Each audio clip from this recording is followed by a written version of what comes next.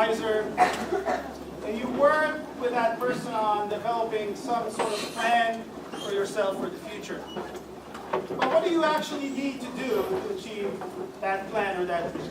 That's part of what I want to talk about today. It's a really big question, and it involves many, many factors, and I plan to discuss many of these factors or the skills you really need in the future. I'm planning to talk about them quite a bit, but before I do that, I really want to talk about something related to the bigger picture.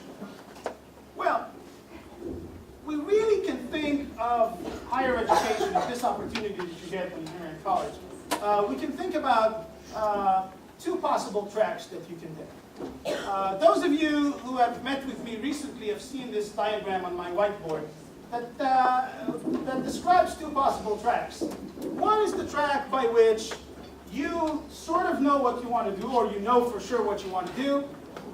Therefore, you study that thing that would make you be eligible to work in that profession. That's track number one. And then there's track number two, by which you kind of know what you want to do, but instead of studying that, you study a bunch of other things, which would also open many other doors for you, but also give you the opportunity to to work in that profession. The second track, the one I just mentioned, requires a lot more work, obviously. Not only in college, but also in the first few years after college, because typically people who take that track would earn less money at first than people who go through the professional track, which trains you for a specific profession and seeks to place you in a job right after college. So the first few years are a little harder. At the end, of course, it pays off. In the long run, you have a lot more opportunities for you, which means a much more rewarding career. But you have to be patient, and you have to be willing to work harder for it. Now, everything I said kind of makes sense, and every person I talk to, especially most of my students, understand it, and they say, yeah, it does make sense to me. And so now we have to ask ourselves the question, well, if it does make sense, how come we still see so many people choosing track number one, the sort of easier path? Why is it that that's what we see?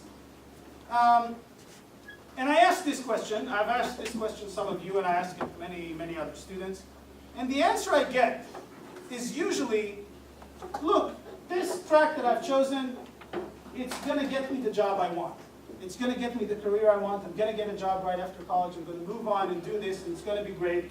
And that's sometimes, my parents think it's a good idea. Everyone around me thinks it's a good idea. I'll be able to take care of myself and so on. These are the kind of arguments that I hear. At the end, if that's what you choose, you might be stuck in that career path forever, and you might hit some sort of a wall or a ceiling beyond which you won't be able to advance because you don't have a broader training than that specific professional training. Why don't we get more people dreaming big about other career options? Part of it has to do with the society we live in. And it really depends on your background. You come to college, college assumes you come from a certain background. It doesn't matter if you do or you don't.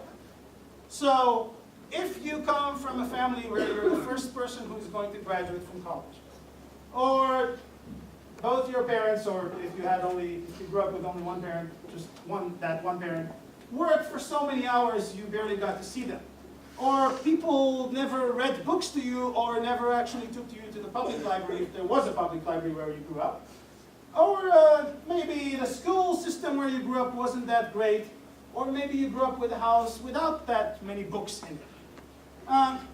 If you fit even one of those categories, not to mention if you fit the category by which college requires you to write English, but that English is kind of very different from the English you used to speak and write at home. If all of this applies to you, it means that there's a much larger gap you have to close in the 4 years that you're in college to be competitive for track number one. That means a lot more work for you. It's challenging. Some of you have sat in my office and you told me, I'm struggling in this class. And there might be all sorts of reasons, and obviously I will try to help. There might be various reasons for this, but part of it might be that maybe you just need to give it time and adjust to it. And maybe you need to work a little harder even if you think that you're already working very hard. So the reason people don't choose track number one is that it's a lot more challenging. And if college is already that challenging for you, why would you want even more work? I'm really here, though everything I just said now is something that most of you are already aware of. I'm here just to tell you that I think you can actually do this and choose track number two, and you can dream big, and you can dream of working in a really nice corporation, or starting a multi-million-dollar business, or going to a really fancy graduate program. You can do this. One of the problems we have is that many of us don't even get to the state of dreaming about it. And if I look at all the students I've ever met who had the problem of even thinking, even the thought of looking at what admissions require for grad school at a place like Princeton frightened them. If I look at the group of people who are in this category, and I try to categorize them, I find that 90% of them are women. Now here's a big question. Why is it like that?